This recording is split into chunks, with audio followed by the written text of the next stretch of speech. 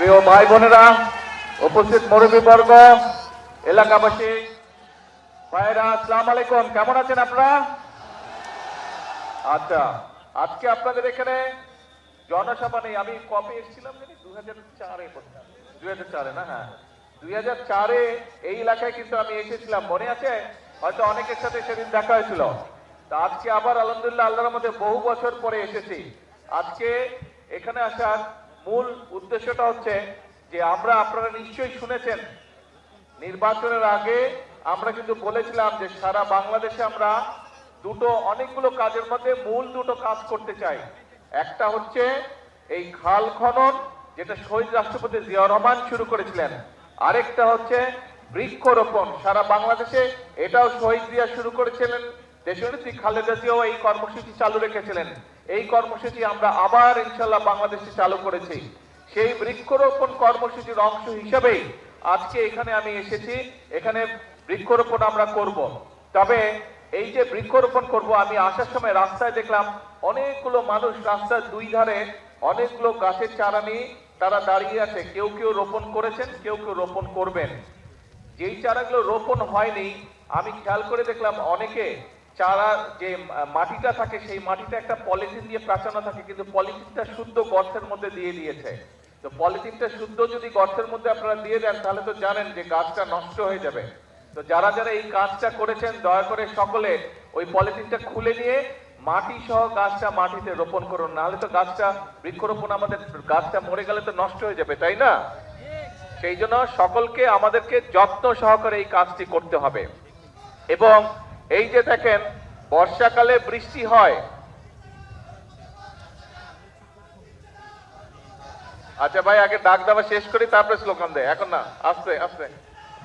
এখন এই যে দেখেন, আমরা দেখেছি যে দেখেন চট্টগ্রাম অঞ্চলের দিকে প্রায় 5টি জেলাতে অনেক বৃষ্টিপাত হয়েছে। তার আগে আবার বৃষ্টিপাত ছিল না বেশ অনেক দিন, তাই না? বৃষ্টি এই যে হচ্ছে, মাঝখানে অনেকদিন গ্যাপ ছিল না বৃষ্টির। এই যে কখনো বৃষ্টি বেশি হচ্ছে, কখনো বৃষ্টি হচ্ছেই না প্রায়। এই যে আবহাওয়ার এই বিষয়টা, এটা কেন হচ্ছে? কারণ সারা পৃথিবীতেই আবহাওয়ার সমস্যা হচ্ছে, কিন্তু বাংলাদেশে বেশি হচ্ছে এই কারণে যে আগে আমরা যখন ছোট ছিলাম তখন শীতকালে যতটা শীত পড়তো, এখানে অনেক মুরব্বী আছে, মুরব্বীরা ভালো বলতে পারবেন যে এখন কিন্তু আগের মতন শীত পড়ে না। এখন আগের মতন শীত পড়ে না, আবার গরমের সময় অনেক বেশি গরম পড়ে। তো এই যে সব সমস্যাগুলো, এই সমস্যাগুলো যদি আমাদেরকে সমাধান করতে হয় বা এই সমস্যার কষ্টটা যদি কমিয়ে আনতে হয়, আমাদেরকে সারা দেশে অনেক গাছ লাগাতে হবে। 20 কোটি মানুষের দেশ, আমাদের যে পরিমাণ গাছ থাকা প্রয়োজন সেই পরিমাণ গাছ সারা বাংলাদেশে নেই। এবং সে কারণেই শহীদ জিয়া যে কর্মসূচিটি শুরু করেছিলেন, দেশনেত্রী খালেদা জিয়া এই যে বৃক্ষরোপণ কর্মসূচি থেকে এগিয়ে নিয়ে গেছিলেন, আমরাও বর্তমানে বিএনপি দেশ পরিচালনার দায়িত্বে আছে, আমরা অনেকগুলো কর্মসূচির পাশাপাশি আমাদের এই কর্মসূচিটাকেও সারা দেশে আমরা এই কর্মসূচিটা চালু রাখতে চাই। এবং ইনশাআল্লাহ আগামী 5 বছরে আমাদের পরিকল্পনা হচ্ছে যে আমরা 25 কোটি গাছ, আমরা আগামী 5 বছরে সারা দেশে 25 কোটি গাছের চারা আমরা রোপণ করব। এখন একটি গুরুত্বপূর্ণ বিষয় আছে, আজকে প্রায় এখানে 2000 গাছের চারা রোপণ করা হবে।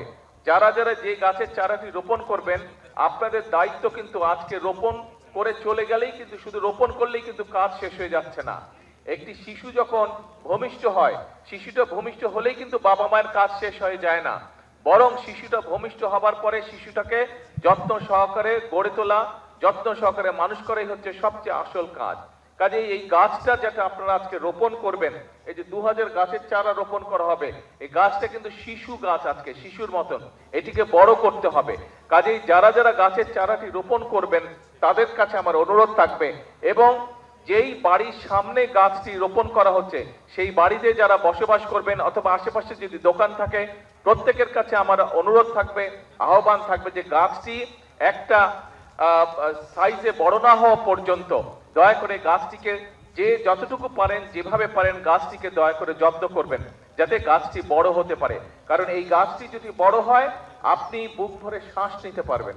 এই গাছটি যদি বড় হয়, এই গাছটি বড় হলে এই গাছের তলায় আপনি শান্তি মতন ছায়ায় বসতে পারবেন। কাজে এই গাছটি আমাদের উপকারের জন্যই হবে, শুধু আপনার না, আপনার সন্তান, আপনার পরিবার, আপনার এলাকার মানুষ, আপনার পাড়ার মানুষ সকলে এই গাছের সুবিধা পাবে।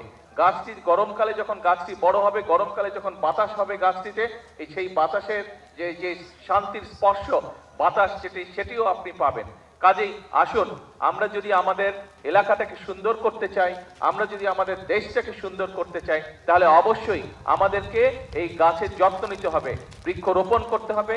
এই বৃক্ষটি বড় হলে যাতে এই বৃক্ষের সুবিধা সকলে পায়, প্রত্যেকটি মানুষ পায়, ওই বৃক্ষের আশেপাশে যারা বসবাস করেন প্রত্যেকটি মানুষ যাতে সেই বৃক্ষের সুবিধাটা পায়, আমাদেরকে সেটাই চেষ্টা করতে হবে। আসুন, আল্লাহর নাম নিয়ে বিসমিল্লাহ বলে আমি আমার চারাটি রোপণ করছি।